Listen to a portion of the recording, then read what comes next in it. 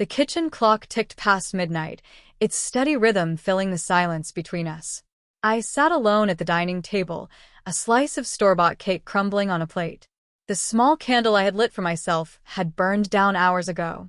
My phone lay face down and blank. No calls. No texts. No apology. I had turned 38 today, and my wife, Claire, hadn't said a single word.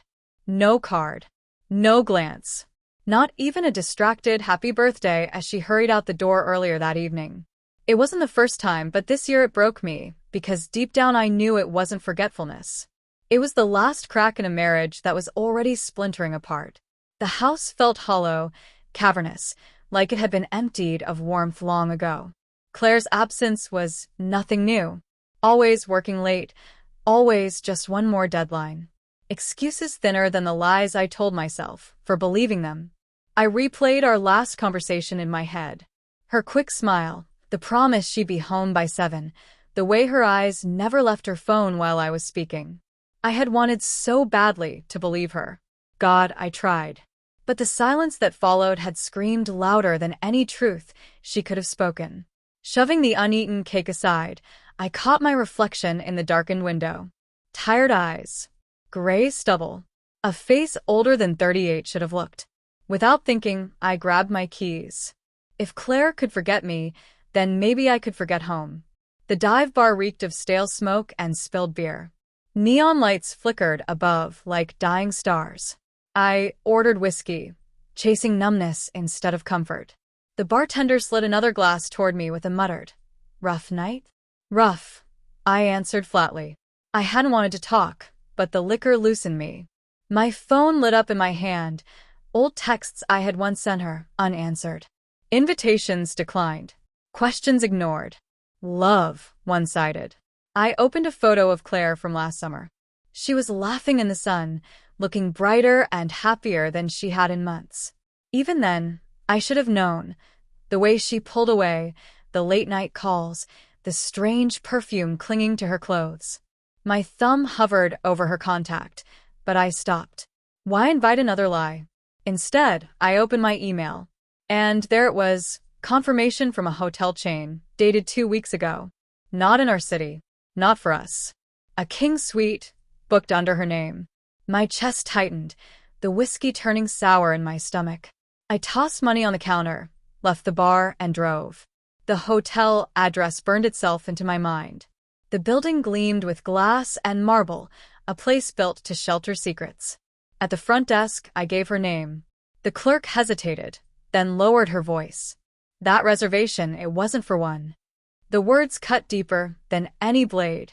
I stumbled back toward my car, hollow, breathless. The drive home blurred, headlights streaking across the windshield like tears. The house was dark when I arrived. Her car was gone. My hands shook as I searched her office. A notebook lay in the drawer, filled with scribbled reminders and lists. Then one name stood out. Mark. Her coworker. Without thinking, I dialed the number written there. A man's voice answered. "Hello, this is Mark." My voice trembled. "Yeah, this is Claire's husband."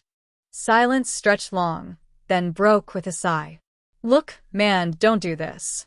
Don't lie to yourself. I know about the hotel. About you." Another pause, then resignation in his tone. "Claire and I, it just happened. She told me you two were having problems." I hung up before he could say more, my chest heaving, vision blurring. The notebook slipped from my hand, pages scattering across the floor. At 2 a.m., the sound of keys jingled at the door. She froze when she saw me, her eyes darting to the evidence spread across the table. "Tom," her voice was small. "Why are you still up?" "You forgot my birthday," I said flatly. Her face crumpled. "I'm so sorry. I called Mark."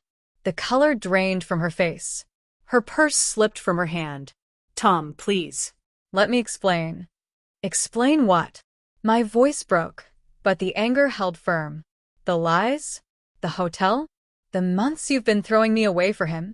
Tears welled in her eyes. "I was lonely, Tom. You were always." "Don't you dare put this on me," I roared. "I was here. I stayed.